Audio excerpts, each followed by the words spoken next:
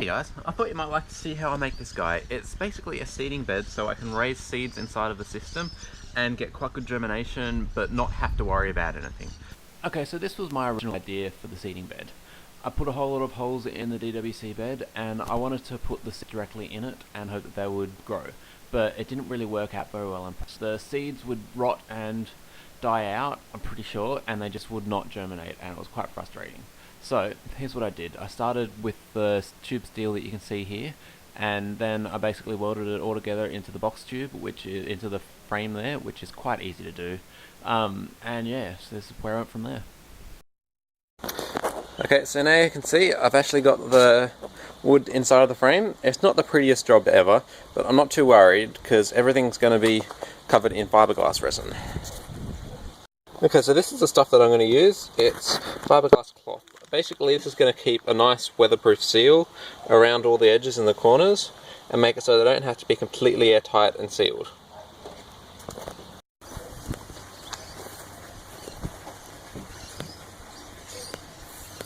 Okay guys, one thing to notice about... and my dog's coming in. Yeah, give me this. That's what they call a grumbling bee.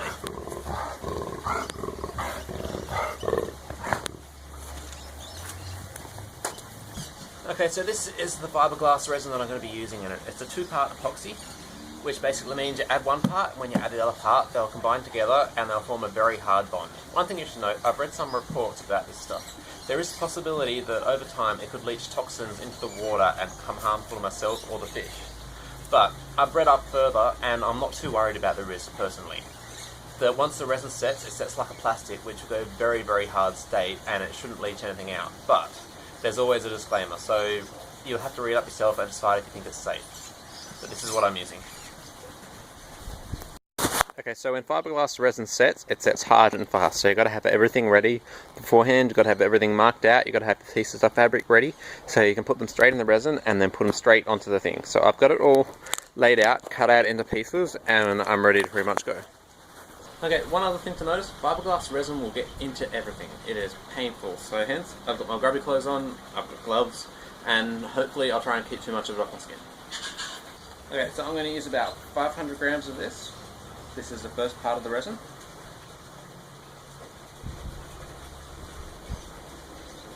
And I've got my trusty little scales here. Try and get it pretty exact.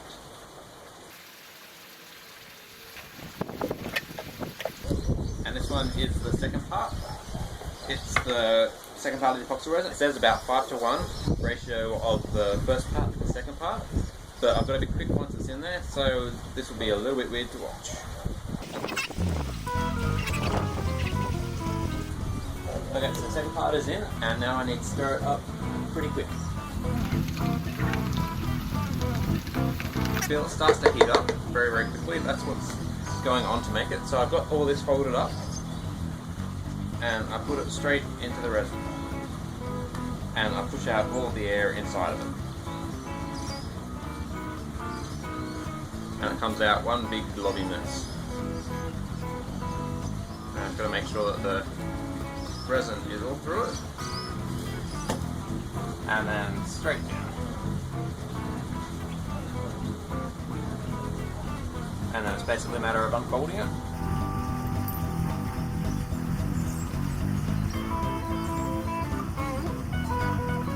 Tying it up into the edges.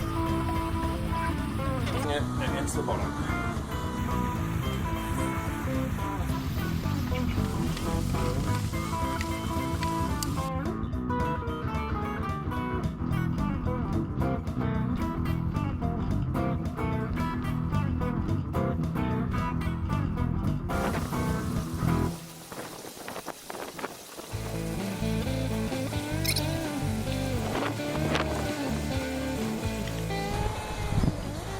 Okay, so I think I've gotten away without that.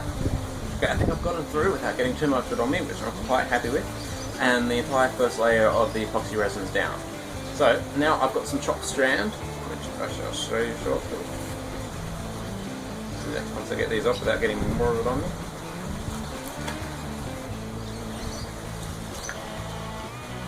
And the good thing about disposable gloves is they're gone. After the first layer, this is how it looks.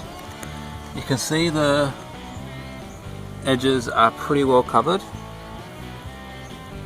but I'm going to go for a second layer now with the chop strand. Okay, so this one is called chop strand mat. It's basically a fiberglass cloth, but it's been chopped in little strands, and it gives a lot of strength and support to the build when I actually make it. It gives a lot of strength and support to the actual thing, because I haven't put that much support underneath it, so I want the fiberglass to be the structural strength to it, which is what this cloth should do.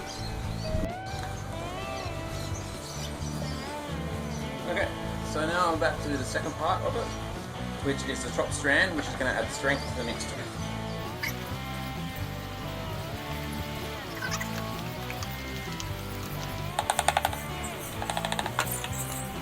Fold it up. Put it in there. Next piece, fold it up.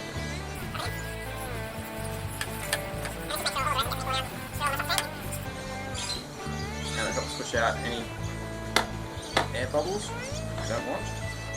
And it makes your strand go a bit further.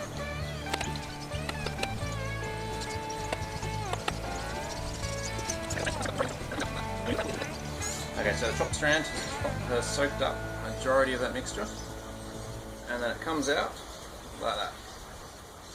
And I'm going to use it around all of the edges of this bed, hopefully give it a bit of strength and to help a bit more with the waterproofing. Because you don't want it leaking like a sieve.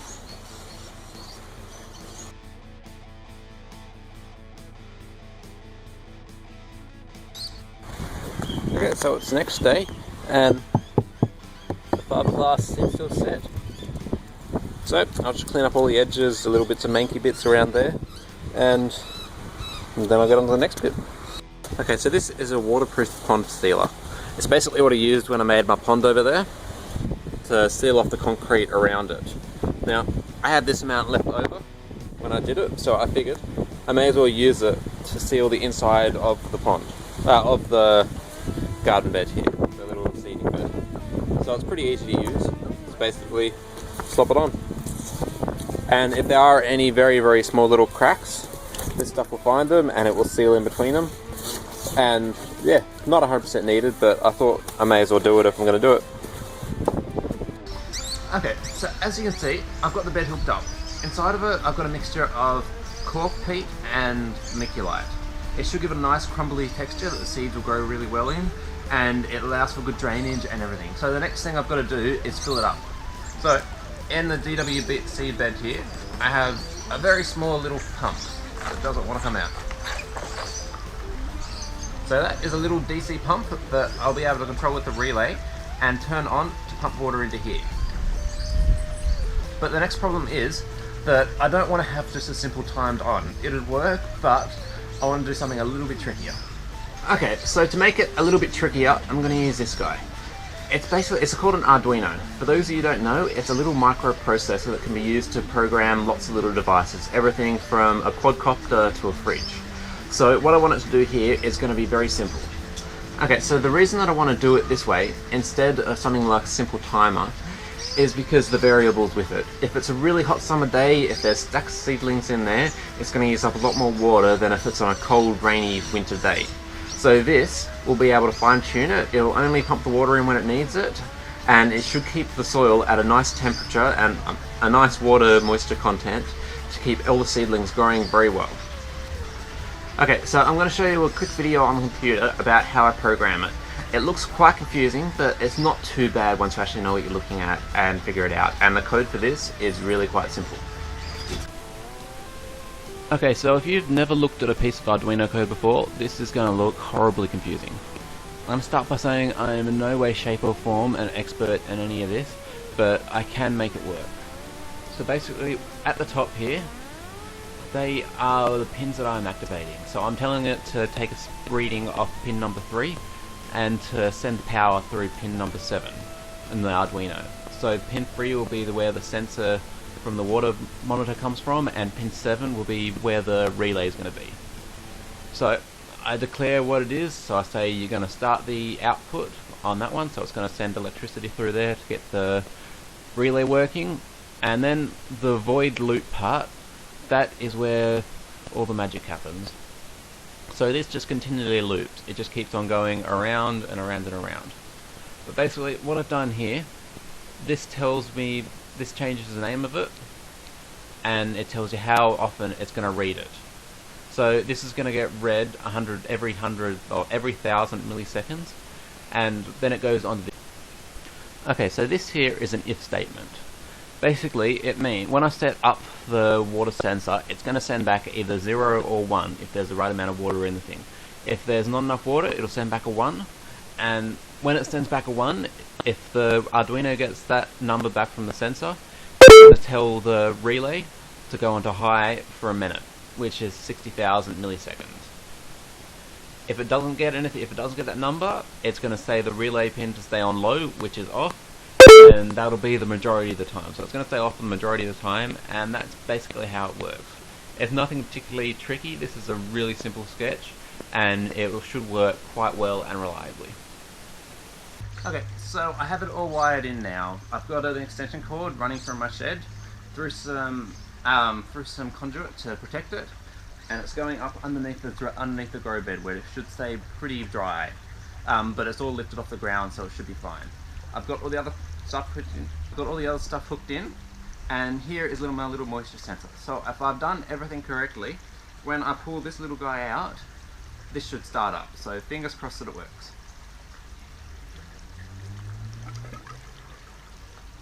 So now it should turn on for a minute, and it should fill up this grow bed.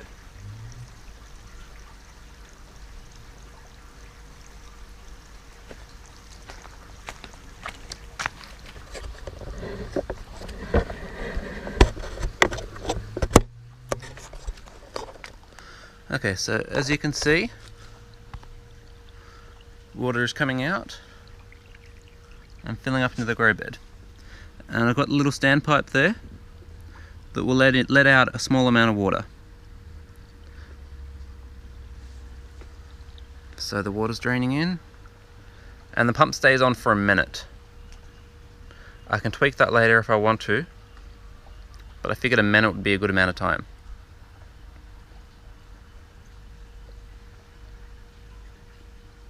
And you can see it starting to build up in there and slowly starting to dribble down the standpipe, and then that's a minute over. So hopefully that's all the watering that it should need. Like I said, I can adjust it, I can play with it. Okay, so it's been about a week, and as you can see, there is lots of stuff germinating. You can see some peas which are popping up, some cucumbers, I've got lots little bits of basil and everything. I'll show you a closer picture shortly, but it is working. But there has been one problem that I'm noticing. This guy here. Okay, so here is what the probe looks like after it's been in the water for about a week. It's because there's electricity going through it, and I think it's just degrading both sides of it very, very quickly. This is what it should look like. So it still should be shiny and new, but it's not.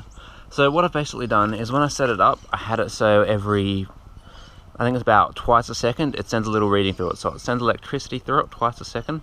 So I'm going to have a fiddle with that and change it so that it puts out electricity probably every hour or so, and then it turns on the pump to work after that. So hopefully that should give me a little bit more longevity out of it, and then I'm going to look on making some sort of capacitive sensor to sense it with something that won't get eaten up by the electricity inside of it. But I thought I'd take you around a little bit of a show on what's actually growing inside of here. So this is a whole lot of little lettuce seeds, and this is how it is after about a week of germination. We have some basil seeds here, again after about a week, and it's growing a lot better, and I'm getting far better germination than I ever did inside of the DWC beds. I've got some cucumbers which are popping up, and I have a lot of snow peas. One thing I noticed, when I planted these in the DWC bed, I put in about 15 seeds and had about 2 or 3 of them that came up. And here it seems like it's about 100% growth rate on it, which I'm quite happy with. There's still a couple more things to pop up, but overall it is growing quite well and quite happy. And I'm quite happy with it. So thanks for watching, guys.